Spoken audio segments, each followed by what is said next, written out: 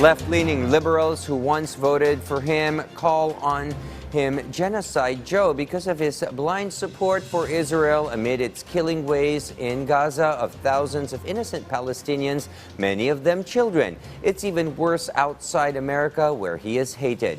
And Biden may live to regret his decision to stick with Israel when his tens of thousands of Arab Americans in the battleground states of Pennsylvania, Michigan, and Wisconsin who have voted for him abandoned him in November 2024, as VOA's Anita Powell reports.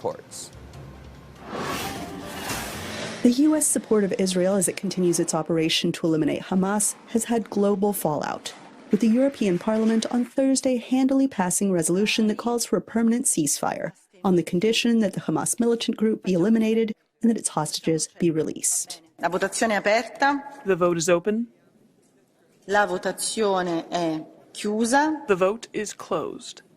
Ed è approvata. It is approved. President Joe Biden, who has resisted calls for a ceasefire, said Thursday, "We've got a long way to go in the conflict." And while Israel's president acknowledged that the operation has harshly affected the 2 million residents of Gaza, he says Israel has no choice but to continue. I'm not shying away from the human tragedy in Gaza. And you want to know something? We care. We care. It is painful for us that our neighbors are suffering so much. But how else can we defend ourselves if our enemies decided to entrench themselves in an infrastructure of terror of unbelievable size? Analysts say Washington's support of Israel's operations, which have caused tens of thousands of casualties, has absolutely diminished its global standing. Today, the United States is even more isolated on the issue of Gaza at the UN, at the General Assembly, than Russia was 2 years ago.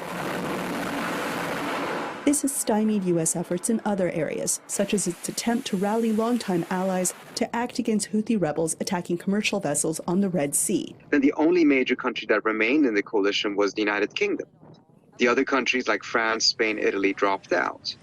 And this again shows how much weakened America's convening power has become because of profound policy disagreements that now exist between the United States and some of its closest allies.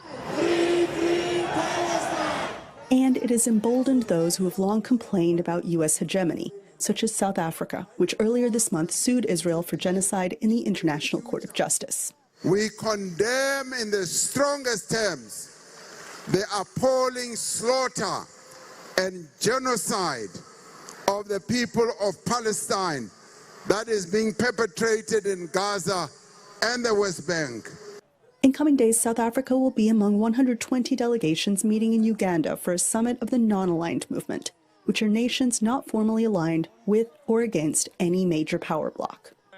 Those who watch international bodies closely say this hurts the U.S. too. By indicating that it is willing to, change the course of global will, when it's interested in protecting Israel, the U.S. actually stands to delegitimize those institutions, to essentially say these institutions are nothing more than a tool of great power politics. Meanwhile, as this debate rages, this is Gaza. Anita Powell, VOA News, Washington.